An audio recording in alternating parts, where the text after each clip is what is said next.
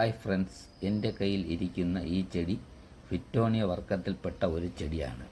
ഇതിൻ്റെ പരിചരണം, propagation, repotting എന്നിവയെക്കുറിച്ചാണ് ഈ വീഡിയോ.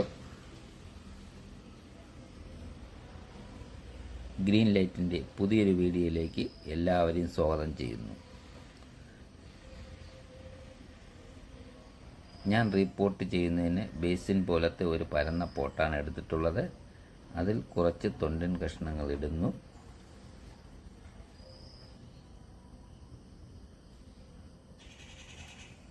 കൂടാതെ ഇതിനായി തയ്യാറാക്കിയ പോട്ടി മിക്സാണ് ഞാൻ ഉപയോഗിക്കുന്നത്.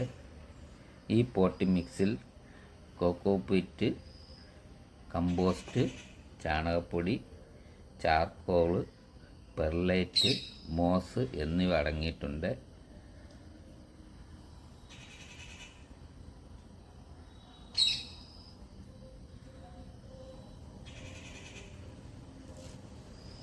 ഈ പ്ലാന്റിനെ നെർവ് പ്ലാന്റ് അല്ലെങ്കിൽ മൊസൈക്ക് പ്ലാന്റും എന്നും അറിയപ്പെടും. ചെറിയ പച്ച ഇലകളിൽ വെളുത്തതോ നിറമുള്ളതോ ആയ സിരകളാണ് ഇവയുടെ സവിശേഷത. ഒതുക്കമുള്ളതും താഴ്ന്ന വളർച്ചയുമുള്ള പടരുന്നതുമായ ഒരു നിത്യഹരിത സസ്യമാണ് ഇവ. 10-15 സെൻറ്റിമീറ്റർ ഉയരത്തിൽ വളരുന്നു.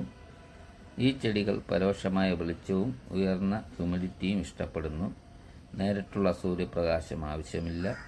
അതുകൊണ്ട് തന്നെ ഇൻഡോർ ചെടിയായി വളർത്താം.